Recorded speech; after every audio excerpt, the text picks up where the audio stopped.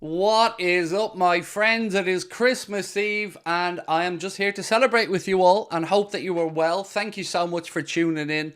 Really do appreciate your time. It is Christmas Eve after all. If it isn't something you celebrate, then I wish you and your families a prosperous 2024. And thank you so much for giving us your time here on Anfield Agenda, both today and of course right throughout the year. We appreciate it all, and we wouldn't be able to do what we do without your support. So thank you so much for that. We've a good bit to go through today, my friends. We're going to be having a look at the situation with our fullbacks. Obviously, now that Costas has a broken collarbone. We're going to be talking about Jamie Carragher's comments about Liverpool potentially needing to get a forward and a few other bits and pieces along the way. But firstly, I just want to say Merry Christmas to you all. Yeah, I'm feeling pretty festive today, feeling fairly upbeat about life, and I appreciate all of your support throughout the year. It's been a year, fair to say, filled with ups and downs, but that's what football fandom is about, isn't it? So yes, VAR did rob us again yesterday, mate. They very much did. Remind me about something, by the way. I have something on Goldbridge I need to get off my chest. So remind me in a few minutes to bring that up, because I see he was running his mouth again yesterday. And if he wants to go into this game of running mouths, there's no better boyo to run his mouth than me. So remind me in a few minutes to just fill you in on a few blanks for Mr. Goldbridge, just to remind him that he needs to keep my name out of his mouth. Right, what are we talking about here today? VAR robbed us, yes. Look, the apology, or lack of it, or I should say the wording of why we weren't given that penalty is farcical. I can tell you why we weren't given the penalty. Do you want me to tell you? It's really complicated, but I'll try and break it down as best as I can for you. David Coote's a twat. That's why we weren't given the penalty yesterday. I did warn of a potential Coote shenanigans before the game. Once I seen he was on VAR, I was adamant we were getting shafted on something. And it isn't lost to me that twice this season we've played London teams who have been either at the top or very close to the top, and we've somehow been shafted, whether it's a perfectly good goal getting ruled out because the VAR hubs didn't know what they were doing, or whether it was yesterday with Coote refusing to send an official to the monitor to look at what was blatantly a handball. But look, it is what it is. We know what we're up against. We've got to carry on. I've nothing against Arsenal, their players, nothing like that from yesterday. It was a fair game on the pitch, but that incident does leave a sour taste in the mouth. But that's got nothing to do with Arteta or Arsenal or their fans. That's the PGMOL and the VAR officials yet again. They apologised. No, sorry, I didn't mean apology. I meant the reasoning as to why it wasn't given, because the PGMOL did inform the broadcasters, I think it was at the end of the game, why they didn't give the initial decision yesterday. And look, it's just empty words at this point, you know. It doesn't mean anything. Anybody who's ever watched football, played football, knows that was a penalty. And the fact that Coote didn't, they hid behind the clear and obvious thing, by the way. So if the ref doesn't see a handball and the VAR see 5-6 angles of him not just handling the ball, but then moving it out of the direction that would have allowed Mohamed Salah to potentially get on the end of it, I don't know what clear and obvious has to be anymore. Because if the ref doesn't see it and VAR see it and don't at least ask him to go to the monitor, I mean, it's empty, right? Like, what's the point of it? You can't have a threshold for clear and obvious when you've got a very straightforward situation of clear and obvious, and he doesn't even send him to the monitor. You can only come to your own conclusions on that one, my friends. I know where my head's at with it, and it's very much that David Coote has something against Liverpool Football Club, and nobody will ever change my mind on that one. Arsenal fans complaining that we water the pitch too much. I don't know where to go with that one. Now look, we've had some weird excuses over the years, so I'm not getting into the they said, we said thing with regards to that. Yeah, it was just shocking. Like, it doesn't escape my attention that two big games against two London teams this season, and we've been screwed in both of them. It's not great. Like, how are you supposed to have faith in the process anymore? You know, you're going into games thinking, is it going to be decided by what happens on the pitch, or is it going to be decided by somebody sitting in Stockley Park? And that's the sad part of it, because it only, in my opinion, leans into the conspiracy theories. Like, how on earth he didn't ask him to look at the monitor? Nobody will ever be able to explain that one to me, because, you know, I'm a bit old fashioned. That's a handball to me. Right, so what have we got? Despite the result yesterday, I'm upbeat, said CD Sava. You've every right to be upbeat, mate. You know, we're 1 point off the top of Christmas. We've had some difficult away games played this year already. I think you're right to be optimistic. I certainly feel optimistic as a Liverpool fan right now. I'll explain it, said Dustin. Agenda. Hello, Craig. Happy Christmas. We can see it was blatant robbery because Arteta said nothing, and also I noticed Diaz was injured on the updates. Yeah, they don't believe it's serious on the Diaz injury. It was just a contact injury that he was feeling, so I don't think it is going to keep him out for a prolonged period, based off what we've seen and I've read so far. So potentially some good news on that. Obviously, Costas, it's a confirmed collarbone break, which you feel for the guy. Right, really quickly, before we get into the merry stuff and the happy stuff and the positive stuff, I just want to make a little bit of an announcement to Mr. Goldbridge, because I'm sure somebody will clip this and send it to him. So, yet again, he tries to have a pop at us, and on social media, Ryan having a pop at us. Let me just say this. The reasons as to why Ben and Adam left the United stand will become clear when Ben and Adam want them to become clear. So I'm always at the behest of those guys because it's their decision to announce why they left the United stand. It's not my place to do so. But what I can say is these snidey little digs from Goldbridge on the United stand are a pleasant change from the solicitor's letters that he likes to send out. I know he tries to make out like he doesn't care and he's a happy-go-lucky and it's everybody else's fault. But I'm not the one sending solicitor's letters threatening people. Multiple, I should say. I'm not the one doing that.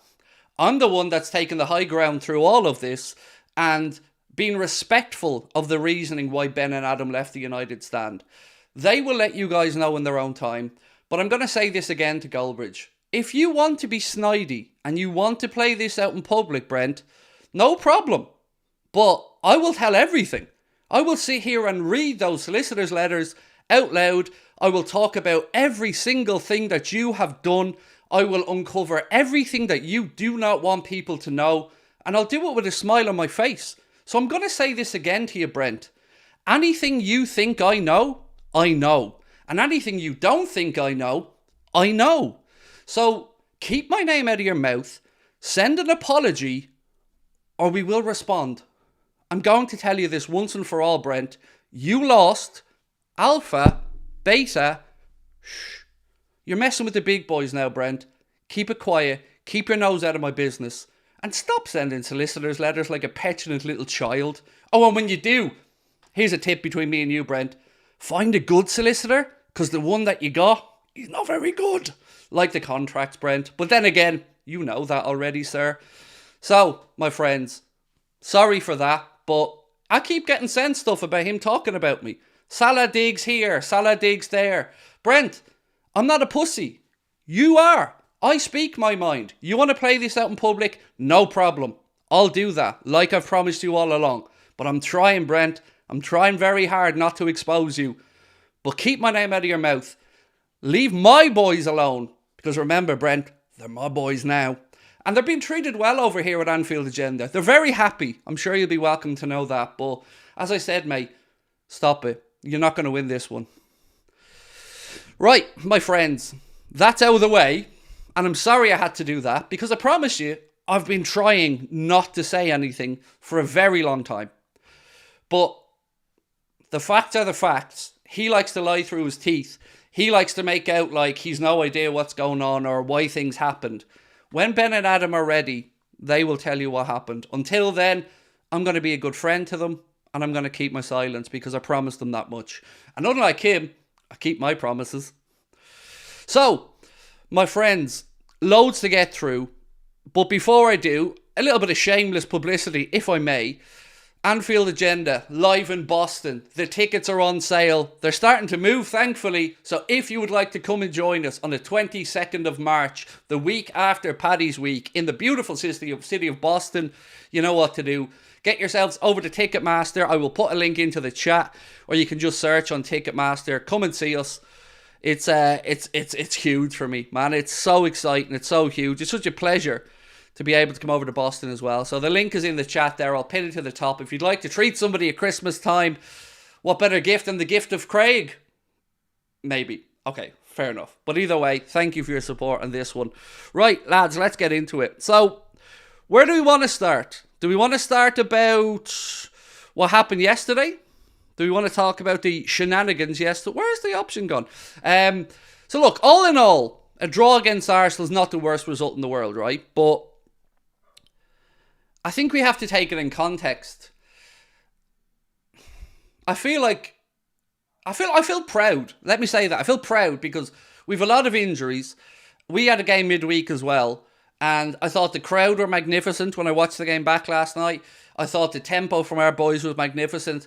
And I just think we were just a little bit lucky not to win the game. No, I don't feel it was a one-sided game or anything like that. But, with the Trent shot that bobbled up and he hit the bar, with the penalty incident, it could have gone another way. But it left me in no uncertain terms about what I've said all along and what I'll continue to say. I don't think there are many better teams than us in this league. But I do think it's a very close competitive league.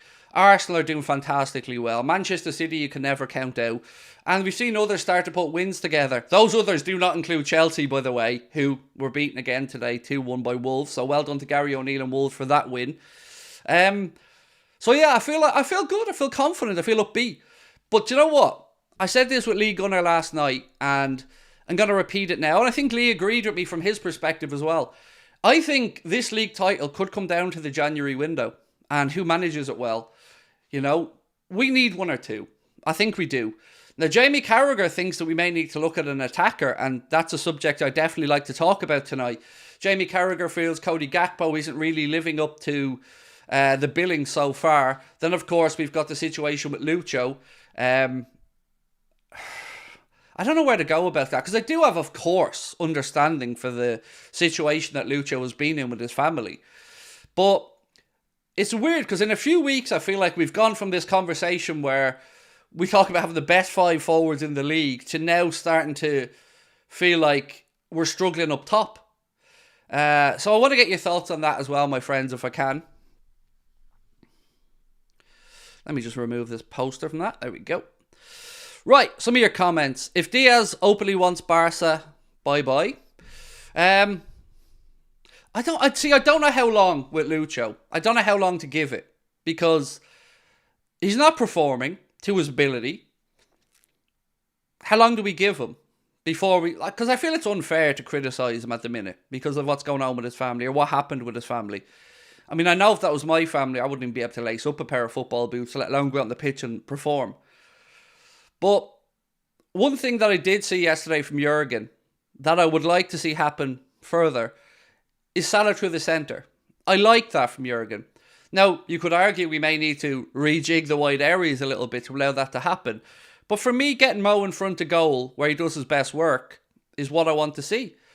But to do that, of course, we're probably going to have to sort out the wings. And of course, what happened yesterday to Kostas Tsimikas, that's just a freak injury, and it's just unlucky, but still means we're without an actual left back now until Andy Robertson comes back at some point in January. Craig, fancy on an Ivan Toney. Right, so between you, me and the trees, from what I was told, he's Arsenal bound, from my understanding of things. Now, don't take that as nailed on, but, people whose opinion I value told me that that's most likely. Chelsea are working hard on Ivan Toney, but apparently Arsenal is the destination. Now, look, Ivan Toney is a self-professed Liverpool fan, so if Liverpool were interested, you never know. But I can't say to you that I know anything about Liverpool and Ivan Toney, because the truth is I don't. Kubo is an option for attack.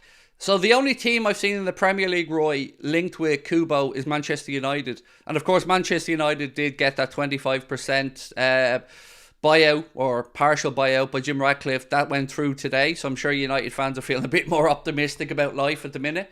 Or after that takeover, partial takeover. So yeah, Kubo, Manchester United is the only link I've seen. Because remember, Real Madrid have that option for Kubo, that they can buy him for, I think, half of his release clause, or half of his value anyway. It's 30, if I remember correctly, I think it's 30 million euro they can buy him for, because they had that option. Robbo, end of January, Jota too. No, Jota will be sooner than that, mate. Jota will be sooner than that. So On Jota, Klopp said he's not training with the team yet, but he is doing intensive sessions and he looks good in those sessions. So Klopp didn't 100% rule him out of the Burnley game, but reading into what Klopp said, it feels unlikely we'll see him for the Burnley game. Maybe the Newcastle game, if Jota's back for that. But we do need him back because we can see we're missing another natural goal scorer at the minute. So, yeah, Jota being back will be very helpful. I can't believe our luck on the left side though. Costa collarbone, and I just can't believe our luck on that side. Just such a freak accident as well. Like, yes, I get people will say Saka shoved them and all that, but still, for it to unfold the way it did, difficult. Jen, how are we, my friend? Said Craig, Merry Christmas and Happy New Year. Thank you for you. Jen, thank you for you, and thank you for everyone in the chat. You guys have been awesome. As I said, this last week in particular has been a very tough one for me. All of my own making, not looking for sympathy, but you guys rallied round, stuck with me, and it's given me renewed confidence and appreciation of what you guys do for me. So thank you, Jen, and thank you everybody else. Yes, Daniel. There's absolutely no way we're bringing in that piece of dirt to Liverpool Football Club, mate. I appreciate your super chat, but you're not getting me to read it out. I'm not baiting on that one, my man. Sorry. But we're meant to just have 40 million to spend in January. So that's what ESPN said. I think we covered this the other day, if I remember right. So ESPN did say that Liverpool have £40 million budget in January, but you're forgetting one thing. There was one sentence you've missed out there. On top of sales. So, look, I'm not saying we're selling anyone in January, but it is supposed to be, according to ESPN, 40 million quid plus whatever Liverpool could generate. So, for me, I'd like to see us bring in a centre-back in January. I feel a bit more optimistic about Inacio after reading what I read about the £30 million. For those of you who may not have read this, I think it was Dario AS, but I'm open to be corrected. I could be wrong on that. But there was a report that said Sporting Lisbon are willing to be somewhat flexible on the Gonzalo Inacio deal.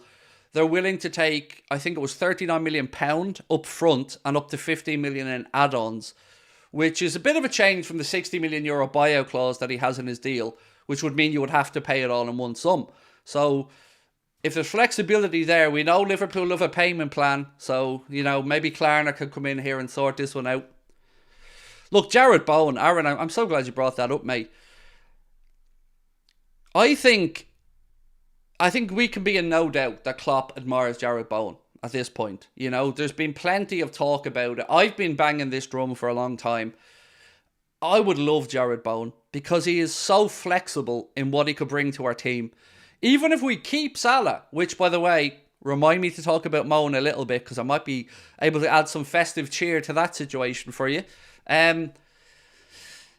I love Bowen. I would. Even if we keep... I just want Bowen. I just feel like he's such a good fit for our system. Has the goal scoring touch. Works really hard. Premier League tried and tested. And for me, every time I've seen Bowen take a step up in level, I feel like he looks naturally like he belongs there. Merry Christmas, love your passion, mates at Downtown Vegas. Thank you, buddy. And let me just thank you, Downtown Vegas, as well. Personally, mate. For something close to my heart. All the food pictures that you've been sending into the Discord of ginormous pizzas and Philly steak rolls wrapped up in cheese pizzas and all these other culinary treats and those big dirty ass plate of nachos that you get in your Liverpool Supporters Club bar. So yeah, much love to you and everybody over there, my friend. And I'd love to get to Vegas for a show at some point as well. But we'll have to make do with Boston first. So, Salah. Let me talk about Salah for a second. So, I think I said this yesterday, but over the past month I've said to you guys, I've heard nothing to give me any confidence that Liverpool may look to extend Mohamed Salah's contract. That changed a couple of days ago. Now, I got to make this very clear. I am not saying Liverpool are ready to sign a new deal with Mo or that it's imminent. I'm not saying that. But I have been at least given a ray of hope that it's on the table. It's an option. It's been looked at. And this comes from pretty good journalists. So I don't know if I don't know where we are with it, but I feel at least now. I felt it was a formality he got sold in the summer. I felt like that's where this situation was going to, because we hadn't heard any whispers. And look, you always think maybe Liverpool are going about their business behind the scenes. Maybe they're doing it quietly and they want this big announcement. And look, if that's the case, happy days. But I feel a bit more optimistic about it now, which is a good feeling, because I know people are still saying to me, F off to Saudi Arabia. So I got to put that into context, right? And I'm not defending myself because it was disrespectful. Hands up. Nope. But you got to understand where I'm from and how we speak. So I would often say to my wife, let's say if we had a few crosswords, F off to your mothers, or my mate, you can go F off, or go F yourself. It's just, it's an angry turn of phrase. But that doesn't excuse what I said. So that's where I put my hands up. And for the people that I feel I've disrespected them, I apologise. Because it's just a turn of phrase for me. But I was also angry. So, got to keep that into account. And I still don't think he's passing the eye test, if I'm being blunt about it. I know Mohamed Salah scored yesterday, and it was a very well taken goal. But I still don't think we're getting the best out of him for whatever reason. Whether it's where his starting position when he receives the ball is too wide, whether defenders are doubling up on him, whatever it might be. We need to find a way to get Mo closer to goal where he does his best work. Osimhen signed a new deal. It's a weird new deal though. Like, yes, he signed a new deal, or is about to. I don't know if it's confirmed or not. But it still has a buyout clause. And to the best of my understanding, it was only going to be a 1-year extension. So it just feels more like Napoli are protecting their investment in Osimhen rather than, giving full belief that he's going to be there for the long time future. If somebody triggers that release clause, then that new contract is pointless for him. Would you like Boubacar Kamara to Liverpool? So, there's so many footballers named Kamara. Is this the kid from Aston Villa, Nico? If it's the kid from Aston Villa, I know when we were looking for a DM, he was considered. That's all I know. And also, if it is the kid from Aston Villa, you're not getting anybody out of Villa. They're not a selling club. Like, look where they are on the league table. Look at the ambition their owners are showing. They want to win. And they're building a very good squad. You've got the Ramsey brothers there as well. You see the pace that they have in wide areas with the two players they've brought. Leon Bailey was already there, of course. Diaby has come in. You've got Ollie Watkins. They're going about their business in a way that, from the outside, looks to me like Villa are very serious. So no, I don't think we could look at buying anyone from Villa, because I simply don't think they'd sell. Their owners are pretty wealthy as well. Form is temporary, class is permanent, Mo is class. I mean, I can give you all those tropes and those phrases as well, mate. And look, he is class. But I still don't think where he's playing now he's passing the eye test. I just don't. Look at the game yesterday as a whole. Do we think Mohamed Salah played well? I'd say 6, 7 out of 10. He didn't do too much wrong, but he was loose in possession, gave away a few passes. And I got to also say, when we're talking about Mo, we're holding somebody to the highest of standards. Like, we're talking about a superstar. So, what's a good game for Mo versus what's a good game for Gakpo? That's two very different things in my mind. Because Mo is pinnacle, world stage, superstar. TOTT2KZ1, thank you for your super chat, my friend. Said, for me, if Mo stays, he's got to play in the middle of the three with Núñez left wing for his pace, putting Diaz right wing. Merry Christmas, Craig. So, and thank you for your super chat, and for a Merry Christmas to you as well. I agree.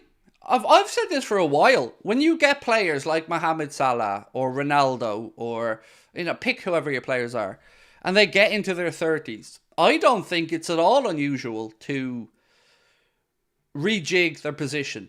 And to me, I think Mo's lost a yard of pace, but that's natural. He's getting older. He's a physical specimen. His injury track record's phenomenal. And I just think, put him in front of goal. Give him that option.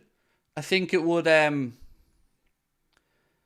Yeah, I think we'd get more opportunities for him. But if we were to do that, I'd feel like we would need to go into the market for another wide player.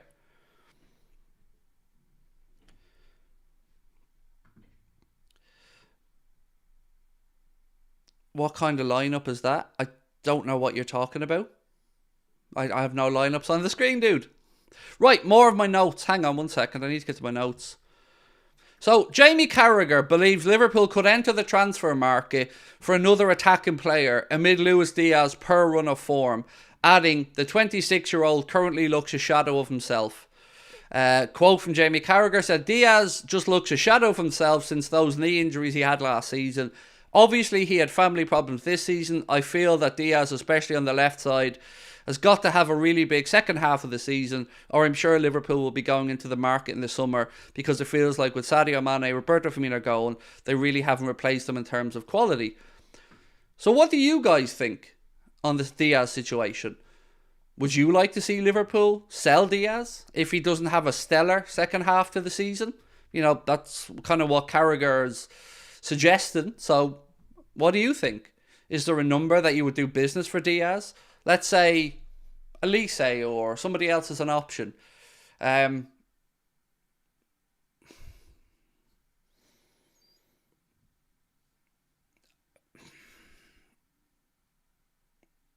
think I would. But it would have to be the right number.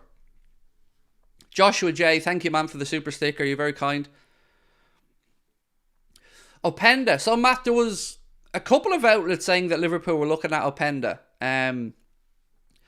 He's on an unbelievable goal-scoring run this campaign in the Bundesliga. And I don't know. Like, there's journalists who've said that Liverpool are interested in Openda. I don't know if we are or aren't, but I feel he could be a reasonable option. And also with Openda, you've got the option to try and work the Carvalho thing in. So if what ESPN said is true about Carvalho being someone that, even though he hasn't broken through yet at Leipzig, they are considering buying permanently, maybe there's something to be done there. Maybe there's a part exchange or something. I mean, I'm not trying to call the dude a used car, like, but you get where I'm going. Too early to say. Need to see the rest of the season, said Eel555. That's fair. I mean, I've no pushback on that. Wow, Brian in with 50 Christmas Anfield Agenda memberships from Brian. Absolute legend, sir. Thank you. And happy holidays to you as well, sir. Absolute superstar. Thank you so much, Brian.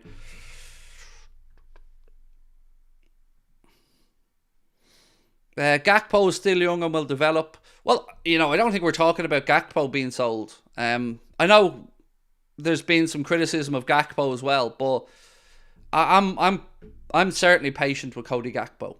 I think Gakpo has a role, but it's just building up confidence and rhythm. But look, I've never looked at Gakpo as a number 9. I just don't see it. I've always felt he's... I don't want to call him another Bobby Firmino, but I feel he could be into... He could be one of those players that draws defenders out to create space. And he's also very good at breaking lines. But yesterday, Cody Gakpo, he looked a little bit off the pace. Which player would you currently bring back to Liverpool? I don't know, man. I don't really want anybody who's been at the club back. Yeah.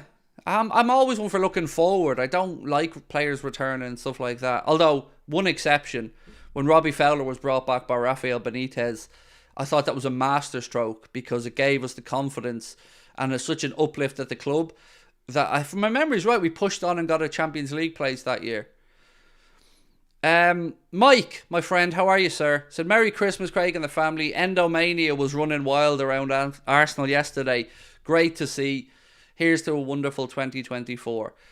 Yeah, I mean, we'll move on to talk about that in a second, Mike. Let me just get to this other super chat from Harsh Fishing. Mbappe, Nunez, Bowen. Imagine that. I have an erection. That's how I imagine that. Mbappe, Nunez, Bowen. Yes, that spells trouble for opposition. So, back to what Mike was saying about Endo. Lads, honestly, this last week, I think Endo has has proved out all of us wrong. I definitely, like, I thought Endo was by far and away our best player yesterday. I thought he was phenomenal. The start of the second half, Endo seemed like he was on a one-man mission to win that ball back high up the pitch. Like, he was pressing so high, he won the ball back at one point, I think about 10 yards outside their 18-yard box. That's how high up the pitch he was. And he was phenomenal. And if that's the level he's getting to, and that's going to be Endo's level, then wow, bargain. Unbelievable bargain. And even if he buys us enough time until Bajcetic comes back in, and then we have an option of Endo and Bajcetic, wow. That's, I'm starting to get on that train now. I was always kind of holding back because I feel it's fair to give people more time to come into a new team, but Klopp's right about what he says. The dude looks like he's serious, works hard. The gum shield wins me over as well, I won't lie to you. I mean, seeing a footballer go out there with a gum shield in makes me think somebody's getting it. Endo's out there and he means business. I'd prefer Kudus over Bowen. I think Bowen's better for our system, if I'm being honest with you, Reza. Look, Kudus is doing well at West Ham. Fair play. But I just think Bowen's tailor-made for the way we play. Surely you can't bench him when McAllister returns. That's a very good comment, Shadow. But you know what? We might get to see more of McAllister in the position that we thought we were getting him for, which is probably that left-sided number 10 position. Because now I feel there's real battles there. On the left side of midfield, you've got the option of McAllister, Jones, and McAllister, Jones, and who am I forgetting? Gravenberch. And on the right-hand side, you've got Elliott, you've got Gakpo, and probably, Elliott, Szoboszlai, and Gakpo, in my opinion. So I think we've got three players battling for a position on each side of the attacking midfield. And if you can add in Bajcetic, Endo, and then McAllister as an option as well for 6, with Thiago coming back, I can see that getting us through to the end of the season. But I am still concerned in defence. And for the first time in a while, I'm actually on board with the idea of an attacker. Because I didn't see why we were looking at an attacker. So you've seen Bakayoko linked and lots of others. I never understood that, but if we want to be ruthless and we want to really go for the league, I don't think we can roll the dice. As in, I don't think we can just hope people become better and their form picks up. I think, yeah, if a young, pacey, direct winger can be got, I wouldn't mind that. But I definitely think we need a centre-back. And I definitely think now we need a full-back. And I know you can't say you need a full-back just because of Costa's injury, but we just need cover on both sides, if I'm being really honest about it. Credit to Joe Gomez. I thought Joe Gomez in the second half of that game yesterday, because I felt like in the first half he took a little while because he came on late. Second half, I thought Joe was phenomenal. Really looked like he wanted a goal. I thought he was very good. But it's not his natural side, and as much as we love an inverted winger, I don't like inverted fullbacks personally. Craig, did you see the PGMOL statement about the penalty? It's fake. It's not a real statement. I checked into that one earlier on because I seen it in the Discord group, and yeah, looking at it, it's not a real statement, mate. They did say something about it, and let me just see. I think I have those in my notes. Bear with me. Sent it to Connor late last night. Where is it?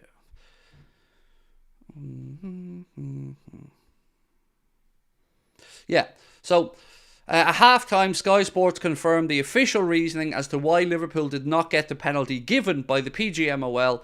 They clarified it was not a clear and obvious error, as Odegaard's arm was moving towards his body and not the ball as he goes down. So, here's the thing.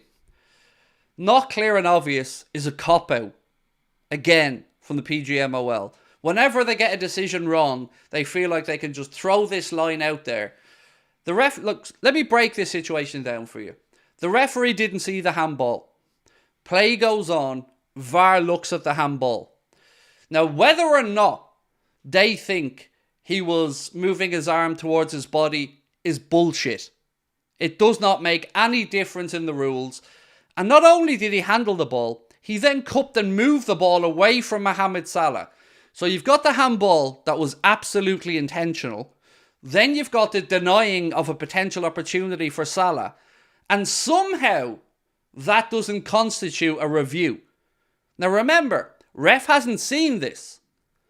So in what world are we, as rational-minded human beings, supposed to believe that the referee who hadn't seen it doesn't get asked to go to the monitor? It doesn't make sense because it's nonsense. And the reason it wasn't given, in my humble opinion, is because of who was the VAR operator. And it's as simple as that. For me, it's as simple as that. And it's a little bit difficult to come on all the time and moan. But what else are we supposed to do? We are seeing our season negatively impacted by decisions that are happening in VAR, and we're supposed to stay quiet about it. We were denied at least 1 point, maybe 3 points against Spurs. We were here denied another clear-cut penalty, which probably, in my opinion, would have seen us go on to win the game. But either way, shafted. And the cries from everybody are either cry more, Scouse is always whining, or these things even themselves out. I'm sorry, they don't. They might even themselves out if you get one of those decisions in a game you win 4-0 against Burnley or something. But in a top-of-the-table clash, when fine margins are the difference, and I see at the end of the game the referee laughing and joking like he's a fan of Arteta for the handshake, I'm fuming about it. And nobody's going to convince me there isn't a reason these aren't being given. And that's what's hard to take, because we're not seeing these games resolved because of the brilliance of the players or the coaches. We're seeing another game where an undue influence of an official has impacted a title race. And we could be talking about Liverpool being 5 points better off from those 2 games, which coincidentally were against 2 London teams who were both at the top of the table or very close to it when we played them. And negative VAR decisions have impacted those 2 results. What are we supposed to say? You know, be real about it. What are we supposed to say? You wouldn't take it in any other walk of life. You wouldn't take it in your personal life if your bank screwed you over or something. Why are we supposed to take it when everything's on the line and it's so clear? A couple of super chats I have to miss, or to get back to, sorry. Sean said, Merry Christmas to you and yours, Craig. How sad and pathetic that United announcer Jim now, that's going to help them. I do feel it was a little bit desperation PR there to rush it through on Christmas Eve and announce it. I mean, I did have a little chuckle at that one, mate, from a PR perspective. Would you take Frimpong in the summertime at right back, then make Trent a permanent midfielder? I would certainly get on board with that. Yeah. It depends what type of fullback Klopp was looking for. If he wants a kind of another wing-back-esque Trenty type attacking player, because if my memory's right, Frimpong plays as a right wing-back in a back 3/5. So, yeah, I wouldn't mind, but it depends what Klopp wants to do with Trent. I feel like we're going to end up with Trent in midfield, and maybe we should just take the plunge. Boxed Will said, Merry Christmas, Craig, and happy holidays to AA family. I think Darwin should get more time on the left. One shot at his back. Lucho just off lately. Yeah, I like him on the left myself, Will, because I think he gets a bit more space. What I don't like, and what's frustrated me about all of our attackers at the minute, is there seems to be some desire to attack inwardly. And I know Klopp and Linders love attacking the half space, but I feel like we could see more overlapping runs being used. Look at yesterday. Darwin receives the ball when he comes on. He cuts across again, trying to get to his right foot. Salah receives the ball. He cuts across, trying to get to his left foot. It's like we're just running into condensed areas on the pitch. And when those things happen, you either need an unbelievable bit of intricate play by your forwards to carve open the defence, or a worldy strike. I don't feel we're being methodical enough in the final third of the pitch. I think we're overthinking it a little bit. Sometimes a bit of direct running doesn't go astray. I mean, look at Martinelli at times when he got the ball yesterday. Saka at times when he got the ball yesterday. Now, I'm not saying that had a huge influence on the game, but they're more direct in their running.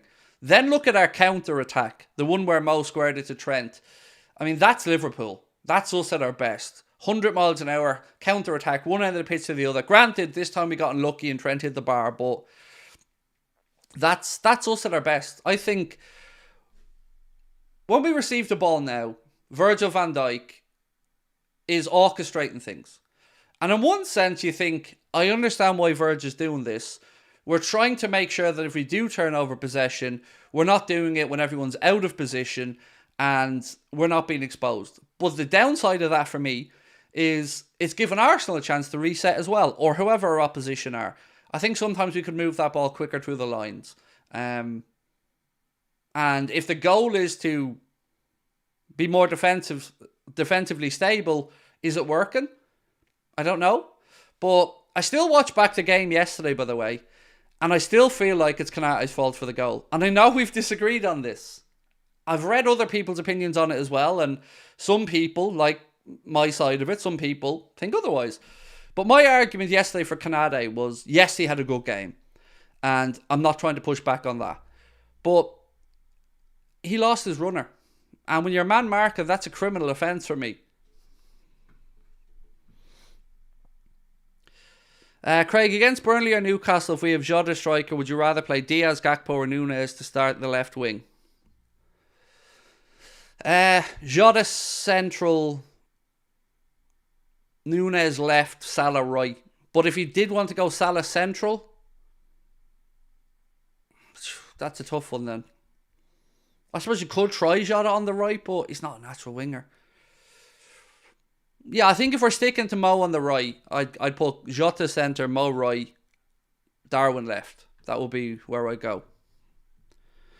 What do I think about Ivan Toney? I like Ivan Toney. I think Ivan Toney's a player that you couldn't but admire. He doesn't shirk the physical battle. He certainly knows where the goal is. He's good aerially. He's good on the ground. He's a fighter. I like Ivan Toney.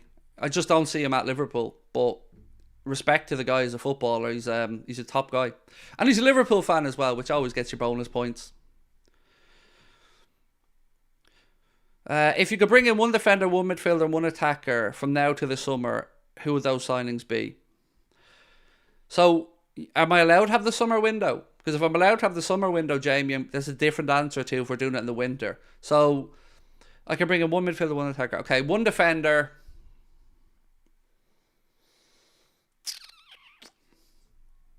Inacio. If he's on the table and it's available at 39 mil plus a deal for the 15 add-ons, Inacio. Midfielder. Kimmich. Because we're going to lose Thiago. So, I wouldn't say no to Kimmich coming in on a similar deal we bought Thiago on if that was on the table. And a forward, realistically, I'd love Kubo. I very much would. I don't see Real Madrid not triggering that and then selling him on for a hefty profit. Bakayoko seems somebody that we are being linked very strongly to. I just can't give you my take on him because I really haven't watched them. Bowen's probably the answer for me. So, yeah. So, to answer your question, Inacio, Kimmich and Bowen. And I think that's reasonable, right? Like, we're not breaking the bank in those signings. You're talking about, 50-55 for Inacio if you trigger all the clauses. Bowen, I would argue, you'd probably get for about 60.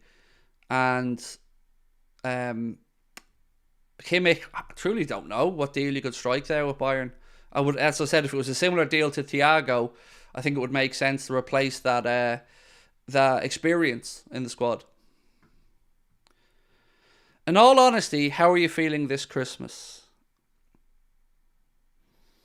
Do you want that footballing answer, Dak, or are you asking me as a man how I'm feeling this Christmas? I'll give you both. As a football fan, excited for the title race in general, right across the Premier League. pleased with our start to the season, although it hasn't been perfect. Intrigued as to what happens in the January window. I feel like this will give us an indication of how serious we're taking this title race. Maybe you could argue we're a season ahead of schedule, but I'm still going to revert back to my argument, which is always, we only have 2 more years of Klopp guaranteed after this year. No more building, please. Let Klopp have trophies now. And as a man, grateful, proud, a little bit lonely, because this time of the year is difficult for me, because obviously I've none of my immediate family are around anymore. But just optimistic, man, about life in general. I've a lot to be grateful for. Yeah, just good all around, my man.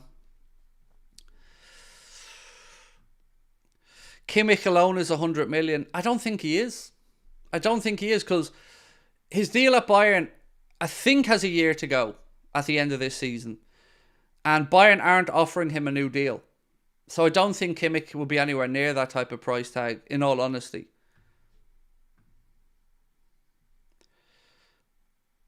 You have us by your side, Craig, always. And I've learned that, Aaron. I've learned that over the last week, mate. If it wasn't for you guys and that understanding of my outburst, yeah, it would have been tough. Right, what else we got? Do you think we can go to the Emirates and get a result? In which one? Because I'm not optimistic on the FA Cup front, but I am optimistic for the, I think, February 3rd, if I can remember correctly, game. Yeah, because I don't think... all I can say is what I've always said. If I look at Arsenal, I look at Spurs, I look at Man City, and I look at us, I don't see a gap. I don't see an obvious better team. Like, last season, we weren't great, and City were miles and miles ahead, as were a lot of teams. But this season, honestly, I look around and I've watched a good bit of the Premier League. I don't have fear. I have respect, but I don't have fear of the other teams. We're as good as anybody in this league. And we've got continuity of manager. So I think if we can get our players back from injury, taking into account we're always a better second half of the season team. And I don't think we can underestimate how big a lift and an impact it will be when Andy Robertson comes back into that squad and we feel whole again. So yeah, I'm optimistic, but the window's going to tell us a lot. I hope we do some business, because like we said last night, I feel the window's going to maybe have a big part to say in this title race.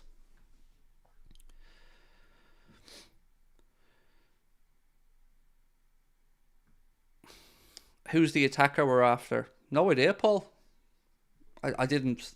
I know you're looking at the title of the video, but it's Jamie Carragher saying Liverpool should look to bring in an attacker. He doesn't think Diaz is living up to the bill. So look, we've been linked with a few, mate. You know, we've been linked with Bakayoko. We've been somewhat linked from the fans with Kubo.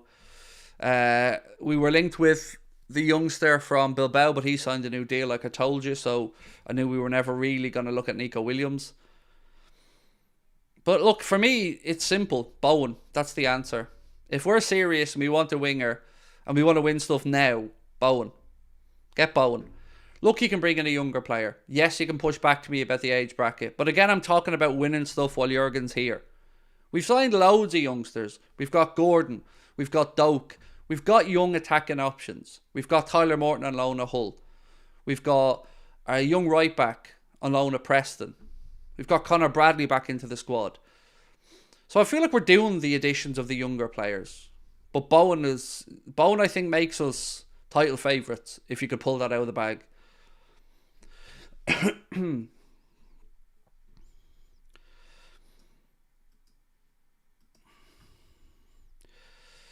I would prefer Liao over Bowen.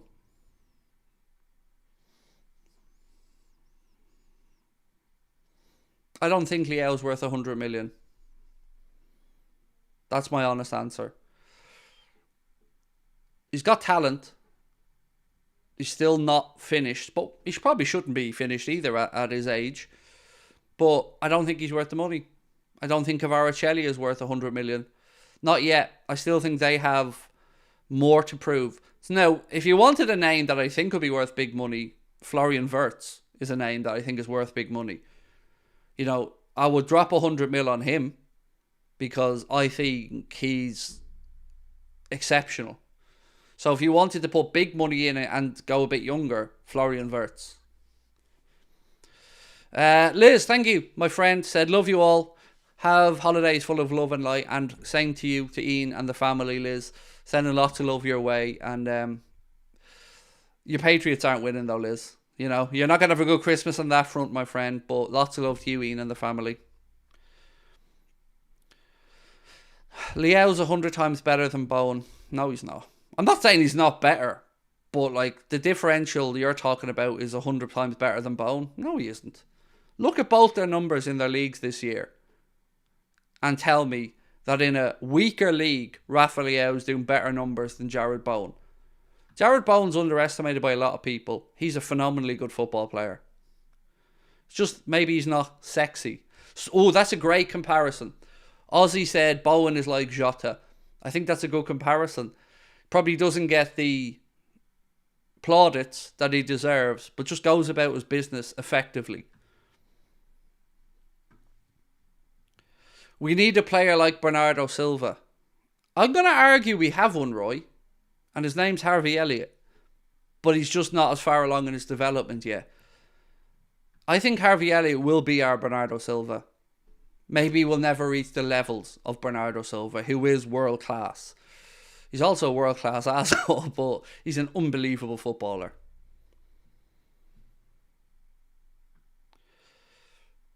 Wirtz and Openda dynamic duo would be amazing. Yes, it would.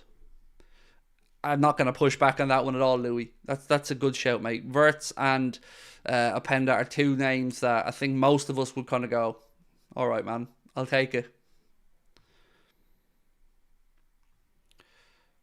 We have pace merchants. Another Jota would be great for the team. Do we, though? I don't know. I don't look at our attack anymore and think we have pace merchants. I'm by no means saying they're slow, but Darwin has a great turn of pace when he gets a gallop up.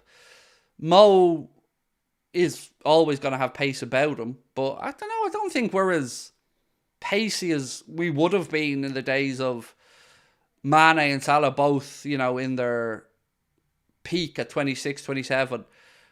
That was, like, I still have the vision of that.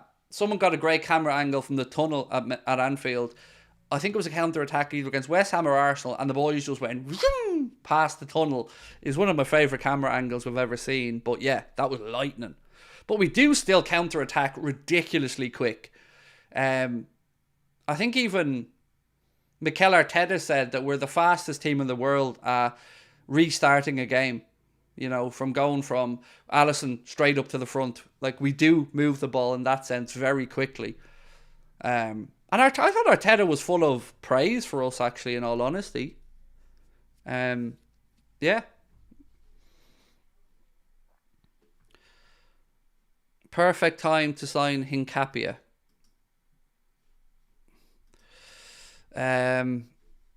Not at the €70 million that I've seen mentioned. I think that's too high for Hincapia. I know he's young. I know he's got a big career ahead of him.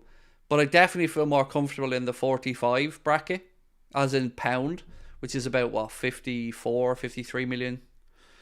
Carl, Merry Christmas to you and Julie as well, my friend. Thank you for dropping in with a super chat and a comment, my man. Lots of love to you. Thoughts on the handball? It was a blatant handball, Louis. You know, there's no two ways about it, mate. And look, I want to give credit to a good section of Arsenal fans I've spoken with or seen. You know, you'll always have the delusional fans in every fan base, but I think a lot of the Arsenal fans were one of the, kind of the best you'll ever get is if it was given, I wouldn't complain about it. You know, I think that's the best you can ever get from an opposition fan, or even for us, you know, because we are all hypocrites, let's be honest. It's part of the fun of being a football fan. Craig, I won't lie, I'm very pissed off with the draw yesterday given the VAR decision. Oh, Shadow, I don't blame you, sir. I don't blame you at all. But do you know what gets me? Is how easily it's glossed over in the media. Nobody's going to tell me that there isn't a media bias in favour of London.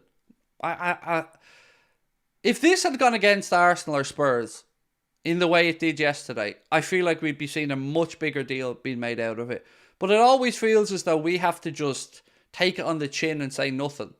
You know, this is twice, I've said it already, this is twice this season we've played in a top of the table clash against a London club and have been shafted.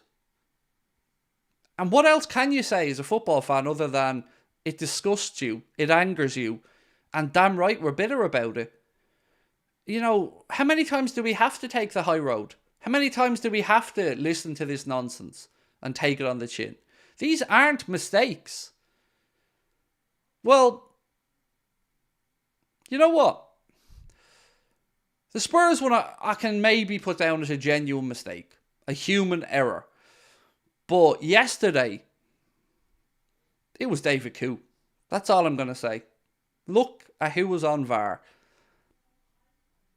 It's nonsense. Yeah. I think I've got my tinfoil hat on for this one. I've got to say I do. I think it's a concerted undermining of what we were doing yesterday. And to not even ask the man to go to the monitor. Because remember, the ref hadn't seen it. So to not even ask him to go to the monitor and have a look, make up his own mind. I just feel it was transparently clear what was transpiring yesterday. For me. Christian Berry said, Wirtz is an outstanding show. What about Elise at Palace? Oh yeah, Elise is another fine player, Christian. I don't know what Elise's new contract shows. I don't know if there's still a buyout clause in there. But yes, Elise is a fine young player. Craig, New Year's resolution, stop feeding the haters.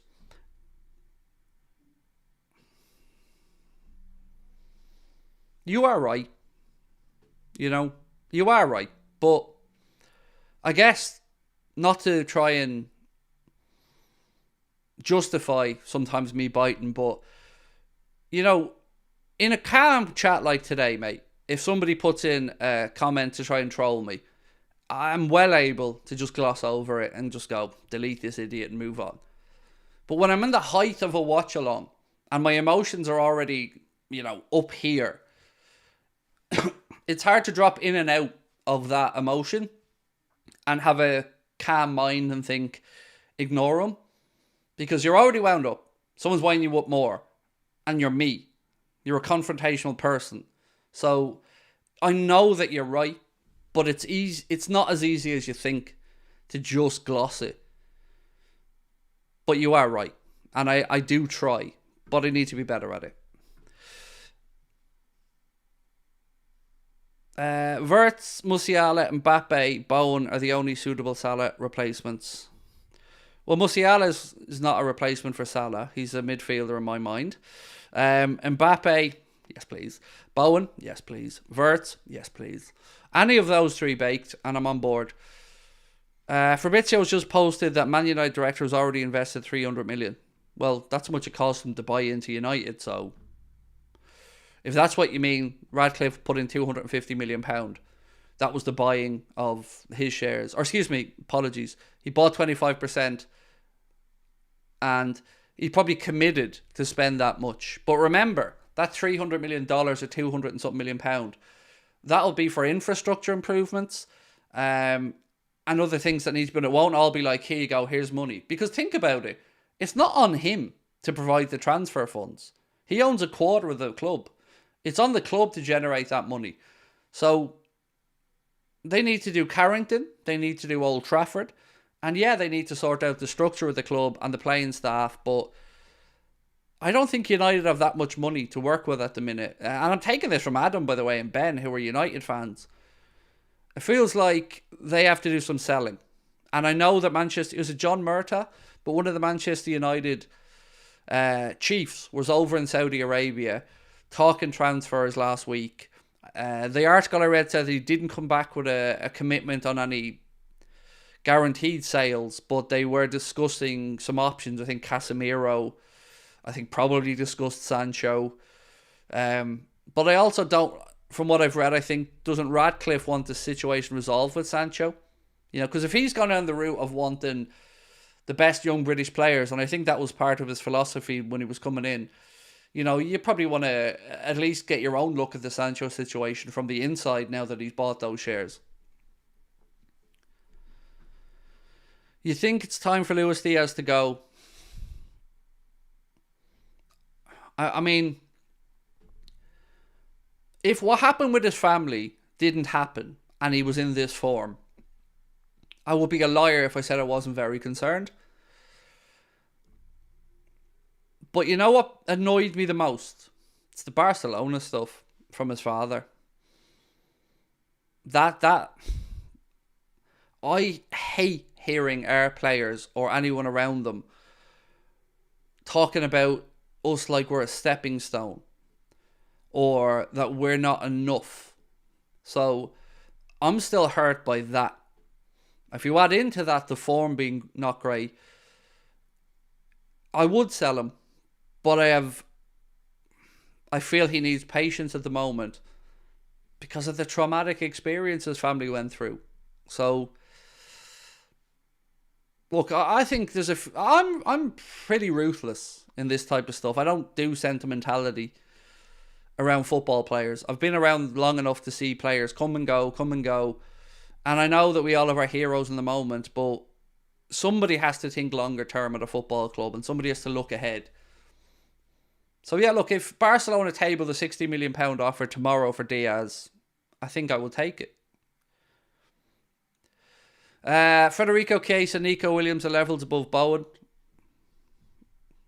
Nico Williams is levels above Bowen. That's stupidity, Alex. Stupidity. I'm sorry, it's actual stupidity. He's a good player. He's also signed a new deal at Bilbao and won't be going anywhere. And as for Chiesa being levels above Bowen, I think they're probably comparable. Certainly more so, I think, in this than Nico Williams. But I don't get it. Like, I don't understand the lack of English love for Bowen. Because I tell you what, if he was Irish, I'd be saying to the world he should be having a Ballon d'Or. You know? Yeah, I'm sorry, man, but that's just... I think it's just unnecessary overhyping and undermining at the same time.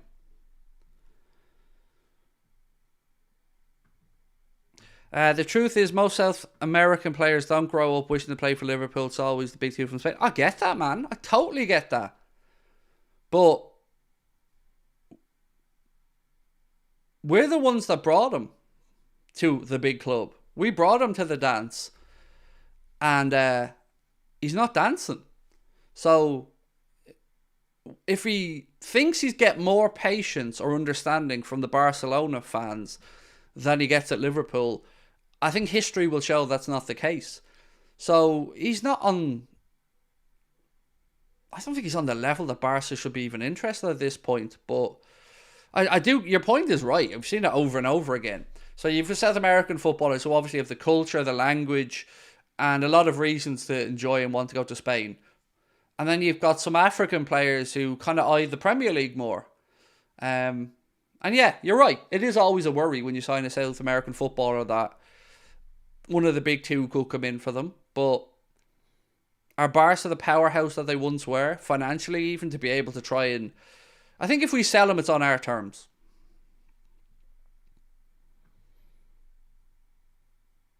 The least you can do is respect the club you're playing at. Yes, absolutely. Like, look, think about this. He could have been at Spurs now. You know what I mean? If nothing else, Diaz should be thanking his lucky stars that he's not at Spurs. You know, he's actually going to win something here. You know, he's got a very good chance of lifting the League Cup. Probably go far in the Europa. And we're in a title race. So, you know, we should count his lucky stars for that one.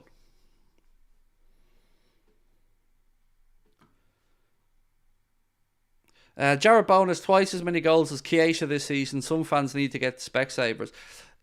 Here's the problem. There's a lot of people that watch football these days that are sheep. That don't look at it themselves, that look at what others are saying. Like, for instance, I looked at SofaScore's scores yesterday, and they were nothing short of delusional. They were the worst set of scores that I have seen in a long time for a Liverpool game. They were terrible. They were clearly based off some algorithm that doesn't take into account a lot of factors that make a decision or a framework of giving somebody a score. So I think a lot of people these days are being led astray by statistics that can prove anything you want them to prove, and don't have enough of an understanding of what they're actually looking at. And I think it just leads to some very peculiar thought processes.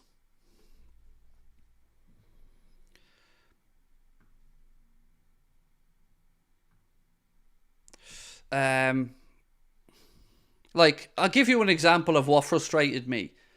And I'm going to come back to the Canada goal yesterday. I don't understand how anyone that's ever kicked a football can look at that situation of him tussling with Gabriel on the edge of the box, losing his man, being 3 yards behind him, and seeing him head the ball past Alisson and blame Gakpo. Gakpo got the offside trap wrong. No problem there. But Kanate lost his man. And his man scored. Call me old-fashioned, but in the few times where we do defend man-to-man, and we don't do it often because from corners we defend areas, we defend sections, I think that's unforgivable. And he also gave away the free kick that led to the goal. But he had a great game overall. I just think in that instance, if I'm the goalkeeper, who, by the way, I don't know where Alisson was off to for that one, I just don't see how anybody can't look at that and go, he lost his man. Because I promise you, the defenders are saying that to him in the dressing room, 100%. You lost your man. He was yours.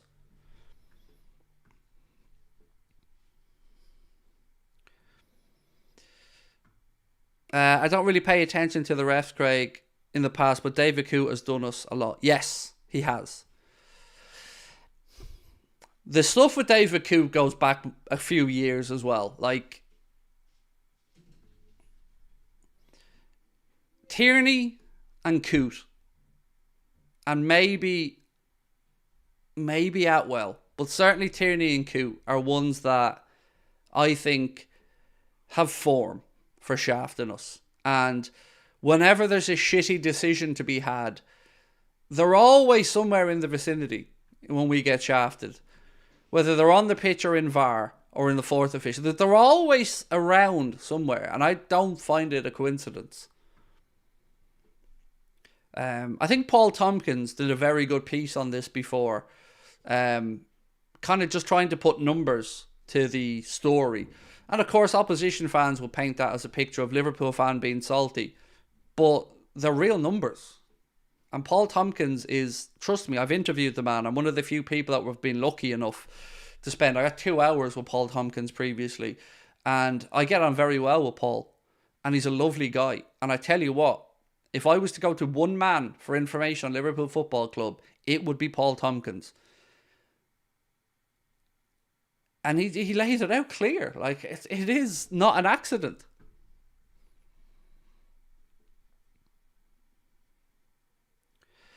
If Odegaard penalty isn't a penalty, I don't know what is anymore. He clearly handled the ball. It's ridiculous. You're right.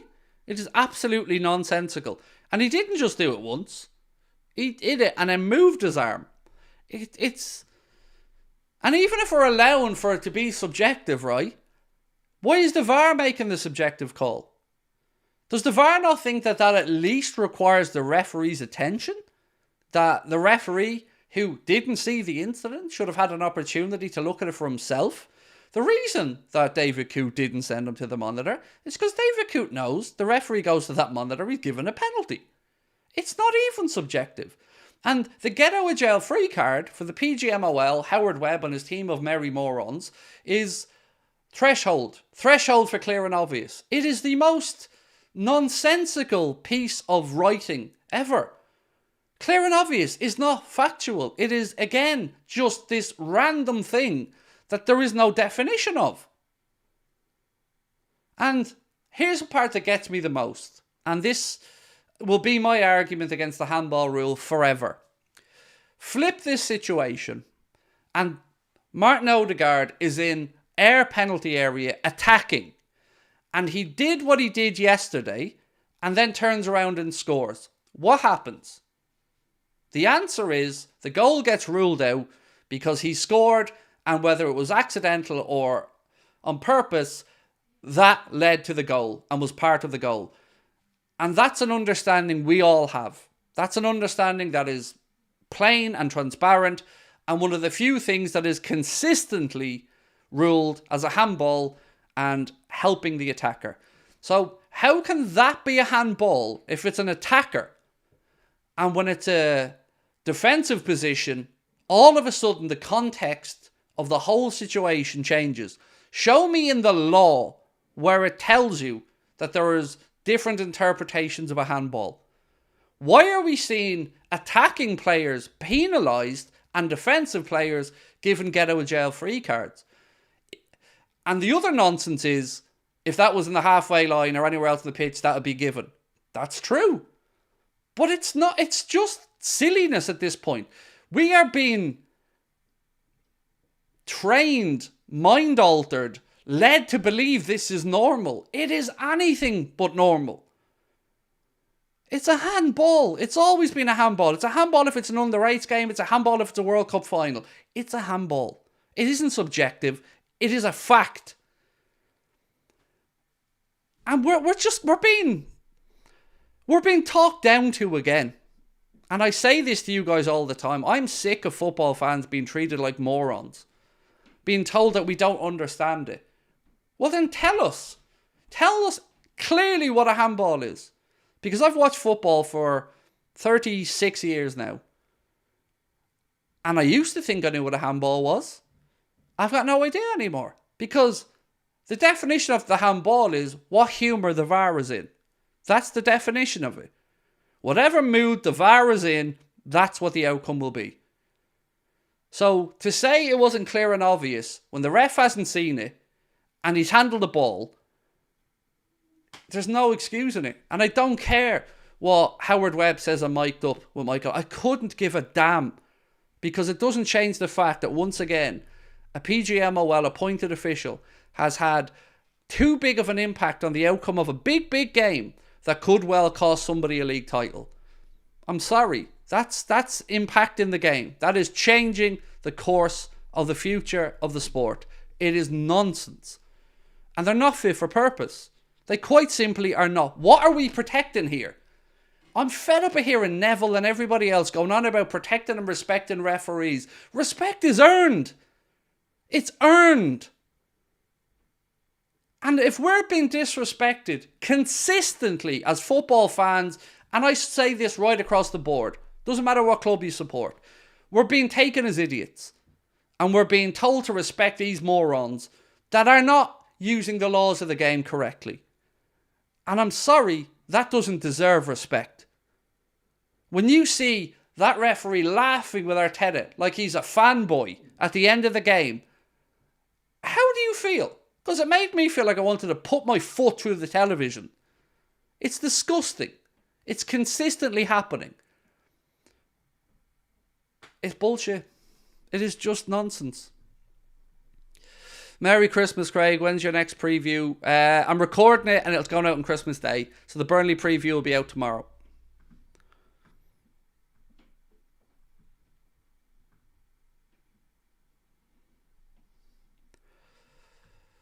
Coote was too busy getting off the penalty. I'm not saying that, mate. Saka should have had a red too. See, I disagree on that. I do. I feel Saka slipped. If we're talking about the second potential booking, again, I'm just giving you my sincere view of the situation. I think Saka slipped, and I don't think that was enough to send them off. That's my honest opinion on that one. What do we get up to? Do I get up early on Christmas Day? So we used to, Carl, yeah. We used to, obviously, but now that my son's a little bit older, so Lucas is pretty much 12 now, my daughter's 19, we do the gifting on Christmas Eve because nobody in my house gets up early. So yeah, we used to get up at 6-7 with the kids, but thankfully these days we can get a lie in. And then we go up to my mother-in-law's for Christmas dinner.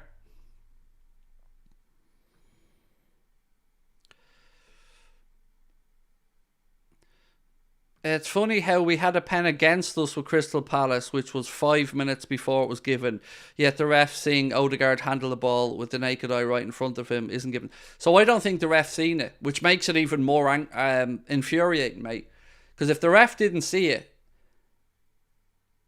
surely that's what the VAR is there for, to at least make him have a look, right? And the fact that Coote didn't do that it's just unforgivable. It's inexcusable.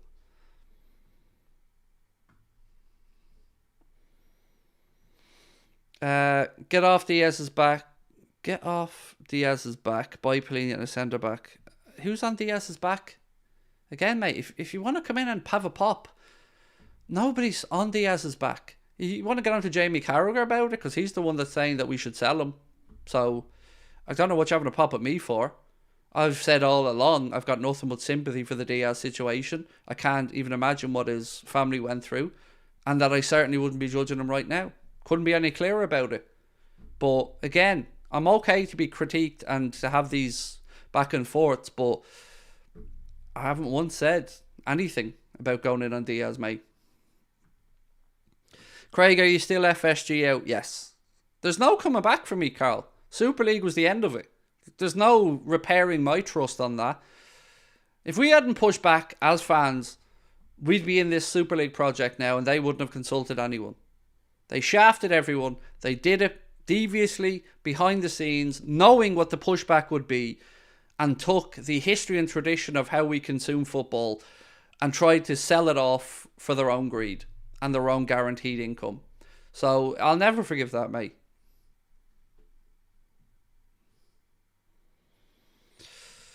Wrong colour hoodie. Yeah, but look at me, Stephen. I'm delicious. Can't say it doesn't suit me, mate. Colour blue's nice.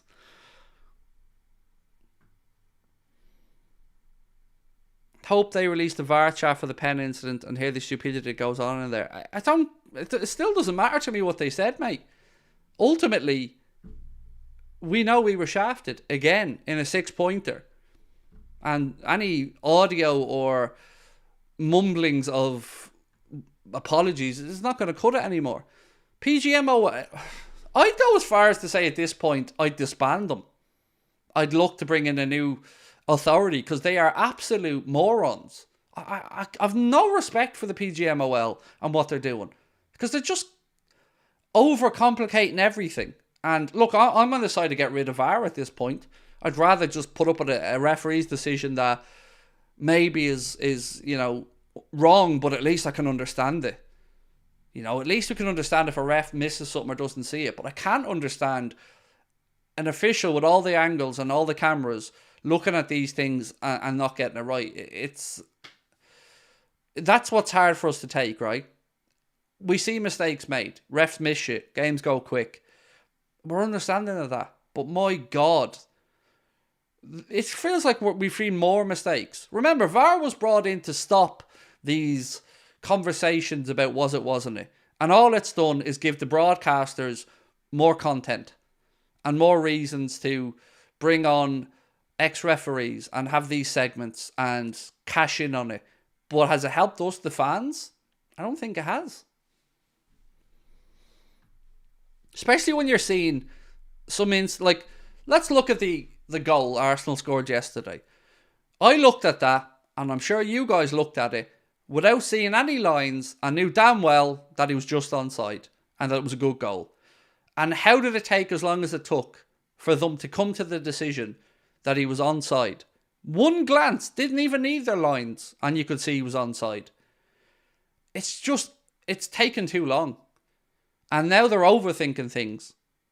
And we've seen instances of 4 or 5 minutes. If you have to look at something for that long, and I'm not talking about the offside in this situation, but if you have to look at an incident for 4 or 5 minutes, you're looking for a reason to rule something out.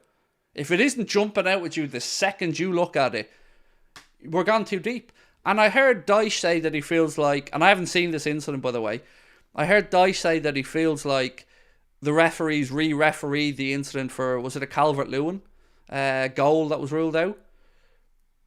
They're looking for fault. In a game that, from the outside, I've always heard over the years, it's too low scoring, there's not enough action. Now we seem to have this mad world where they're trying to reduce the amount of goals in a game by going through this quest for perfection that will never exist. Because subjectivity is part of the sport. So I don't know. And I was on the side of VAR until Postecoglou came to the Prem. And when I've listened to Ange Postecoglou and his reasoning, I'm very much with him. Because when there's no VAR and the Premier League's 100 miles an hour and teams are getting on with it quickly, it's a far better spectacle. And it leaves you on the edge of your seat. And it leaves you breathless. And it leaves you excited. Now, every goal, unless it's a direct free kick, and even then you never know, every goal, you've got that, can't really release yet, can't really, I'm happy for now, but you're waiting. You're right, you're waiting. Is there going to be, it used to be, goal scored, little glance to the line, no. Is the flag going up? No, grand, end of conversation. Nowadays, I just feel like it's taken away some of the natural joy of watching football. Anfield Post, welcome to Anfield Agenda Ultras, my friend. Thank you so much for your support. Don't forget, mate, you should be able to join the Discord group now. That link should appear for you on the community tab, I think it is. We've lost 4 points because of the PGMOL and VAR. Tottenham Arsenal, we should be undefeated in the Premier League right now. So, it's hard to really quantify how many points we lost, but I feel comfortable saying we would have beaten Spurs because those red cards as well were nonsense. So I feel comfortable we'd have beaten Spurs. Probably yesterday we would have beaten Arsenal, but look, you're right. 2 big games for us against top of the table contenders, and we've come away with decisions against us.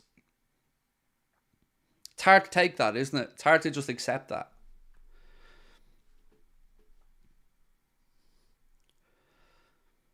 It's Christmas for me because I live in Australia. Happy Christmas to you, my man. On Arsenal goal, they were just putting on a show, making it seem like they were actually looking for a possible offside. But he wasn't offside, to be fair, but it shouldn't have taken that long. You could see that he was being played on, just about, but it was fair. It was a good goal.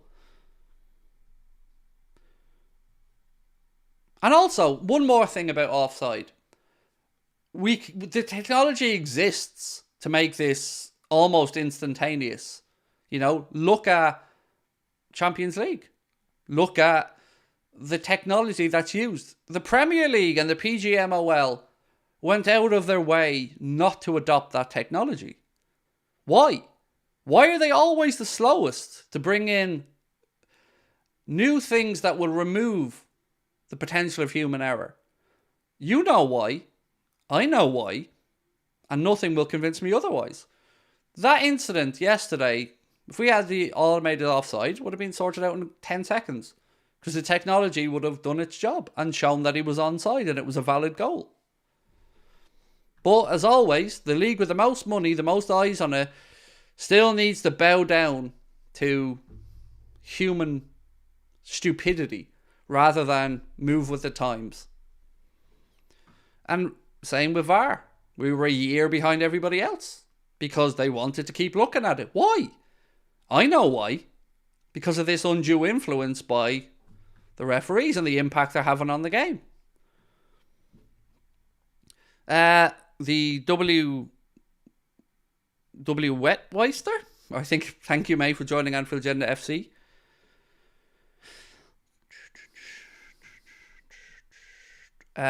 We need 20 more likes to get 500 for Christmas. Yes, please do drop a like if we haven't done it already. It is our Christmas stream. There won't be a 8:30 stream tonight. There will be a news video coming out. We'll be talking transfers. That's going to be recorded and put up at about 8:30. And tomorrow, the Burnley preview will be going live on Christmas Day. I'm not sure what time Connor's going to put that one out for. And again, just a reminder, if you are going to be in Boston or you're near that part of the world, in March 22nd, We're going to be live for the first time ever outside of Ireland at the Citizens House of Blues in the Foundation Room. That's the smaller room in the venue. And we'd love you to come and see us. You can get your tickets at Ticketmaster. Just search Anfield Agenda. And yeah, we'd love to see you over there. As you can see, $25 is the ticket price. It is a limited number. They have started to sell reasonably well, which I'm very pleased about. So if you want to come and join us, you know what to do. Get yourself to Ticketmaster and we will give you a good night. You've got my guarantee on that one. And we'll also stick around afterwards, as we always do, to say hello to people and take photos and whatever else people would like us to do. Your ideal window starting with 100 million. Oh God. Inacio, I mean, what's that going to cost me? Let's go with 50.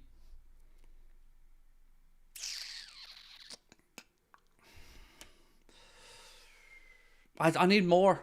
I need another 10. So we'd have to sell someone because I want Bowen. If you got me Bowen and Inacio, I'm doing cartwheels. Well, I'm trying to do a cartwheel. Gabriel was offside. No, he wasn't. He was onside. You know, let's be fair about it. He was onside. It wasn't even 50-50. He was onside. Could see it straight away.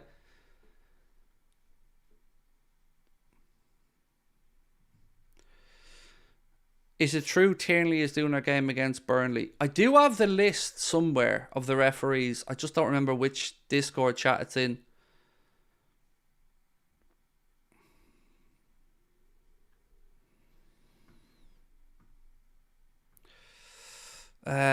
Gabriel was probably onside. Annoying though. I think he was definitely onside. Like, it was close, but I think he was on. Like, I have no issues with their goal with regard to the officials. That's not my gripe at all.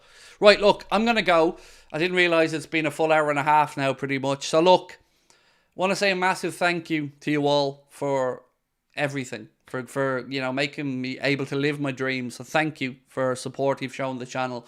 We've a load planned. We've got new technology in development at the minute that are going to make it more interactive for 2024. Give you guys more opportunity to have your say in what we do. We should have that rolled out in the second or third week of January. The developers are working away in it at the minute. And look, if you celebrate Christmas, Merry Christmas to you and your families. If you don't celebrate it, I wish you a wonderful holiday season and a prosperous 2024. You guys are the best community on YouTube, bar none. Love you to bits. Thank you. Have a Merry Christmas and keep an eye out for that transfer video. And of course, the video tomorrow that's going to be dropping with the Burnley preview. Talk to you then. Much love.